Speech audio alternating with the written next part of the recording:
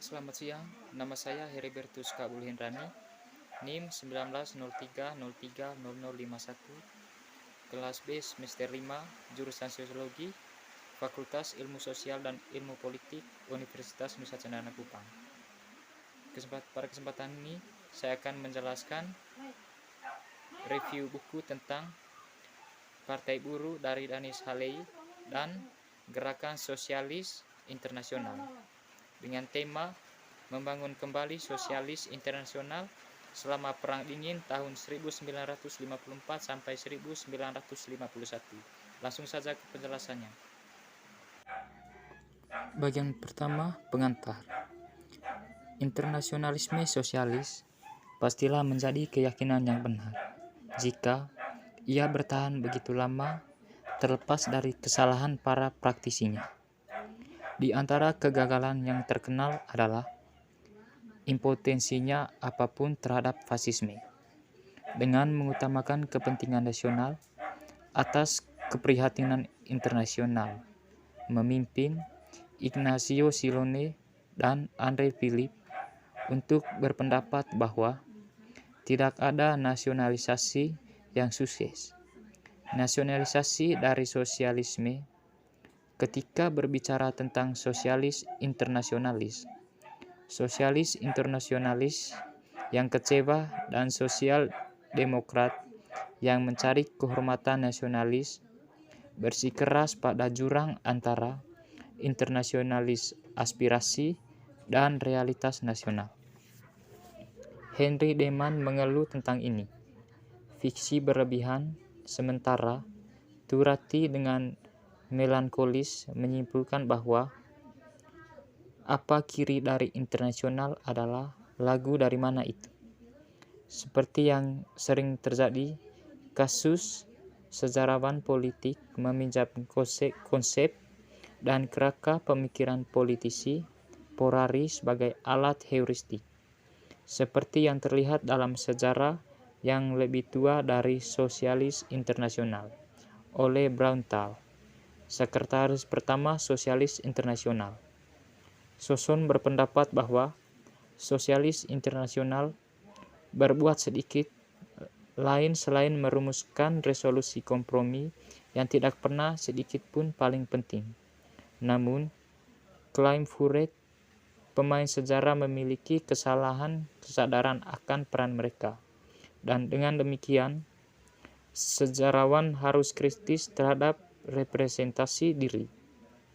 Pengetahuan baru tentang sosialis internasional tidak hanya membutuhkan lebih banyak data dari arsip dan publikasi, tetapi sebuah teori kerangka kerja yang kaya untuk menganalisis data ini, mengajukan pertanyaan dan tes baru, hipotesis baru.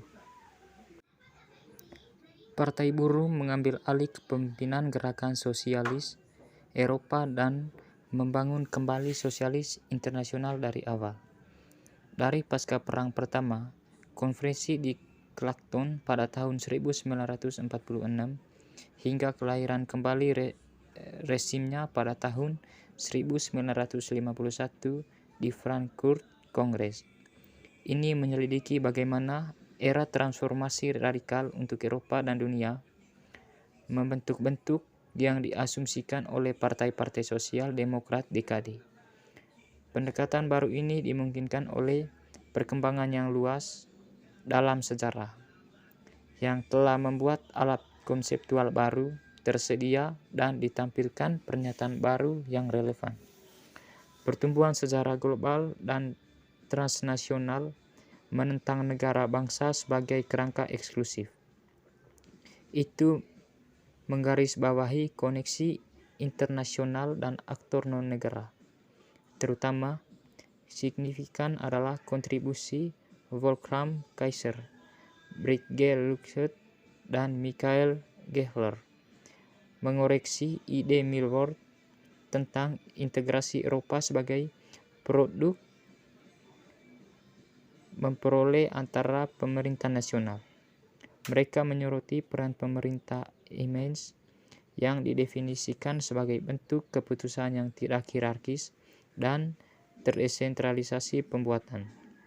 dan koordinasi oleh aktor negara dan non-negara. Eropa, pemerintahan berlangsung di tingkat lokal, regional, nasional, dan internasional. Sebagai jaringan formal dan informal, para politisi, pakar, dan kelompok kepentingan berlomba-lomba untuk menunjukkan tujuan dan kepentingannya. Politik transnasional, jaringan memainkan peran penting.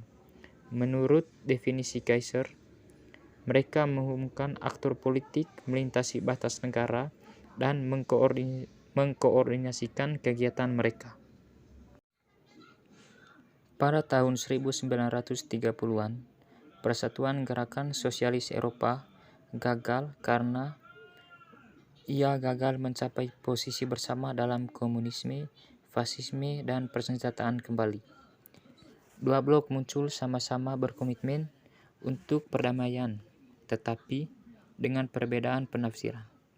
Blok sayap kanan dipengaruhi oleh internasionalisme liberal, berpendapat bahwa penyebab perang adalah sistem anarki internasional, yang solusinya adalah penerapan sistem hukum yang dijamin oleh Liga Bangsa-Bangsa atau LBB. Ini sejalan dengan sikap reformasisme dan teori Hilferding. Para pekerja harus tidak menghancurkan organisasi sistem kapitalis, tetapi menempatkan mereka di bawah kendali demokrasi. Mereka harus bergantung pada institusi dan teknologi kaum nokrat untuk membela kepentingan mereka. Blok sayap kiri mengidentifikasi kapitalisme sebagai satu-satunya penyebab perang dan transisi ke sosialisme sebagai satu-satunya solusi. Oleh karena itu, gerakan sosialis harus mengandalkan langsung tindakan atau pemogokan, boikot, atau pemberontakan untuk mencegah perang.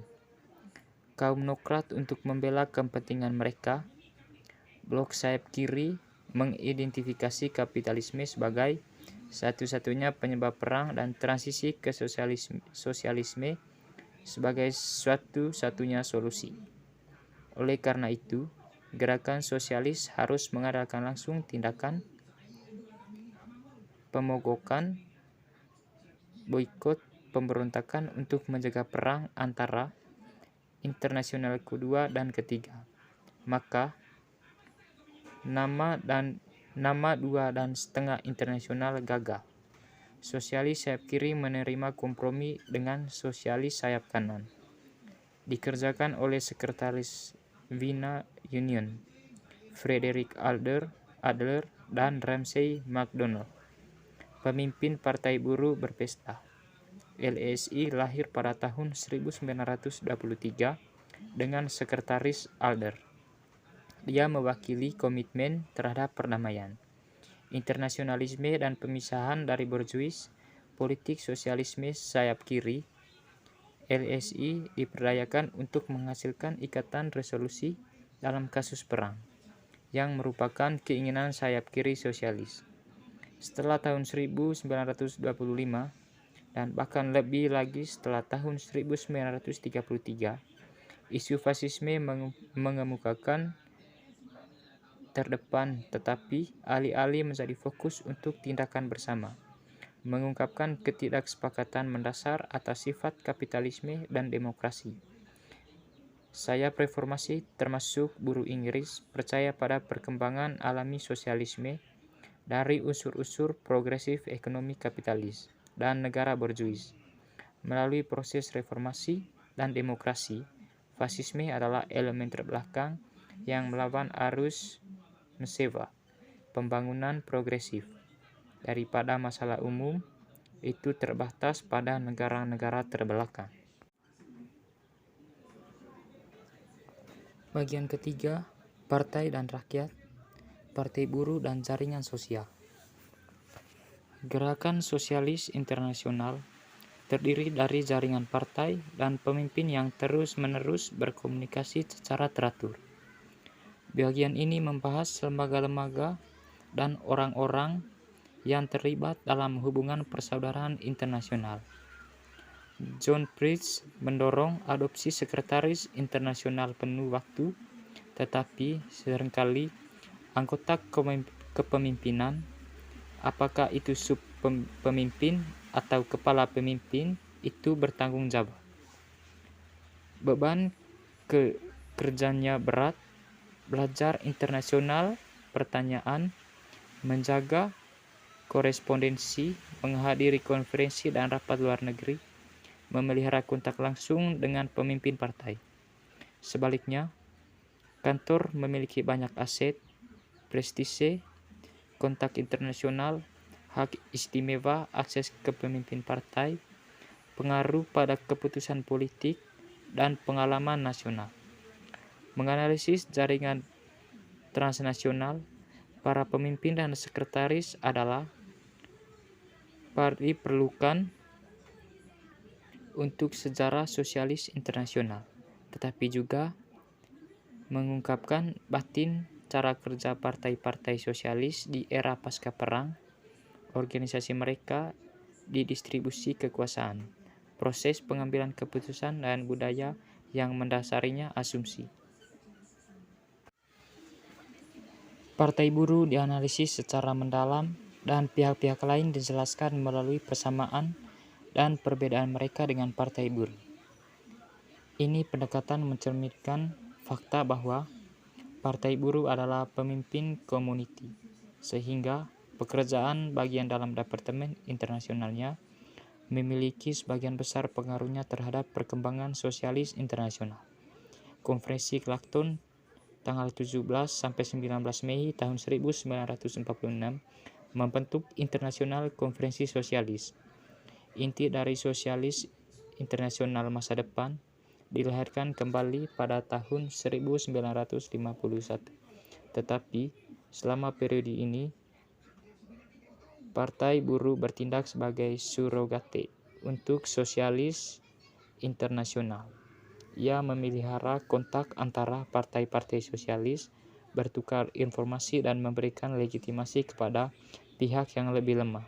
Sebagai Walter Wodak, perwakilan di London dari Partai Sosialis Austria atau SPO, menulis pada bulan Desember tahun 1945, Internasional Departemen Partai Buruh dengan Haley sebagai sekretaris internasional akan berkembang menjadi semacam miniatur internasional. Tenaga kerja partai menentang untuk segera membangun kembali internasional kedua, tetapi ia ingin membangun jaringan kontak sosial internasionalnya sendiri. Atas tenaga kerja Italia, Francisco Malfatti mengatakan bahwa Internasional Departemen adalah satu-satunya organisme perhubungan yang mempertahankan kontak dengan partai sosialis asing. Ada dua perbedaan utama, bukan pada institusi pendidikan di mana semua anggota berada pada pijakan yang sama. Kedua departemen internasional terjalin erat dengan buruh Inggris pemerintah. Setelah Perang Dunia Pertama, dua pemimpin partai buruh, Ramsay MacDonald dan Arthur Henderson, berusaha untuk menghidupkan kembali ikatan yang terputus dan membangun kembali internasional. Henderson mencari bantuan dari William Gillies, seorang pejabat di Departemen Riset.